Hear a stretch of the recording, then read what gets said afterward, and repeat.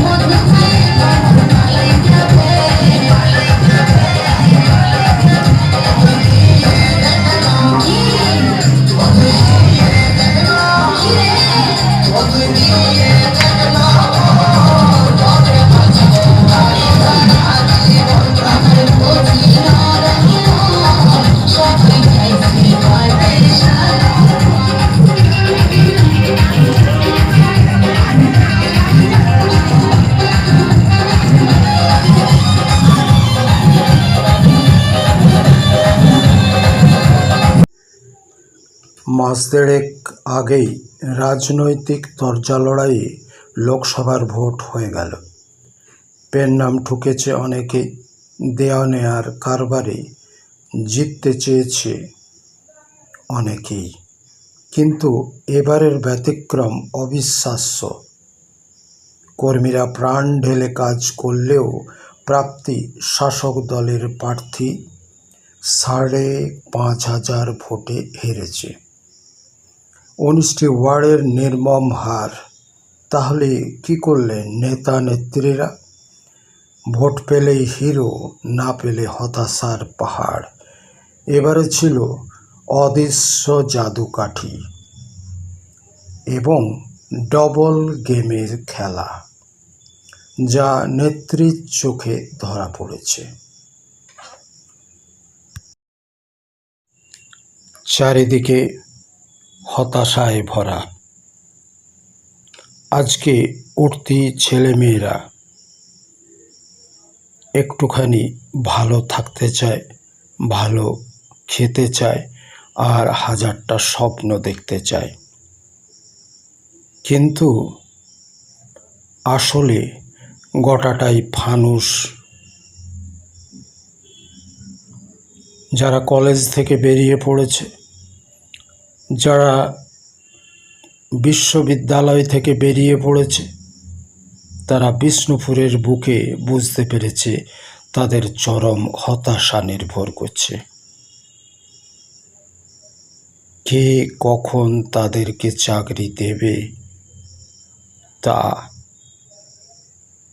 শুধু এক মিথ্যা স্বপ্নাদেশ মাত্র। আমরা তাই যারা অনেক বড় বড় কথা বলি, বুদ্ধিজীবী, রাজনীতিবিদ, সংস্কৃতিবিদ ইত্যাদি ইত্যাদি মানুষের ছড়াছড়ি এবং সংস্থার ছড়াছড়ি, কিন্তু কেউ কি বলতে পারে 27 ঊর্ধ্ব ছেলে মেয়েরা কি করে বাঁচবে, কি করে তাদের চাল ডাল নুন তেল জুটবে, কি করে তাদের স্বপ্ন সফল হবে? তাই তারা মন্দিরে মন্দিরে ঘুরে বেড়ায়। যদি ঠাকুরের একটু দয়া হয়, দাক্ষিণ্য হয়, কিন্তু শেষ পর্যন্ত তারা কপাল ঠুকেও কিছু পায় না। তাই আমরা রাস্তাঘাটে আজকের ছেলে মেয়েদের মধ্যে নেশা চরমভাবে দেখতে পাই। শুধু হতাশায় ভরা। বাবা মারা নীরবে কাঁদে তাদের ছেলে মেয়েদের জন্য, কিন্তু কে ভাবে, কে ভালো চায়, কে ভালো চায়?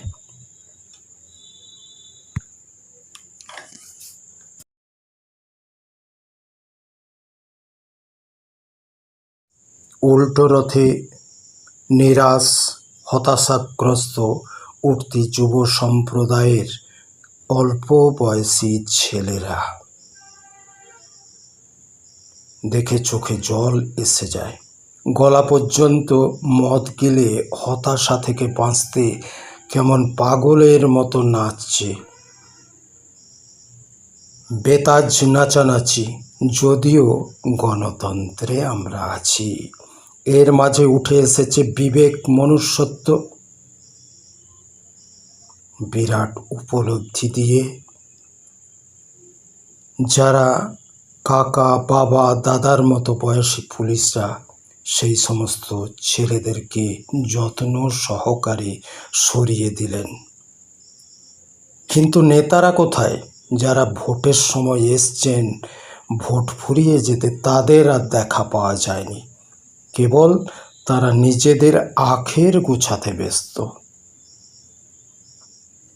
আশ্চর্য সেই নেতা নেত্রীদের, পাওয়া গেল না মোটেই।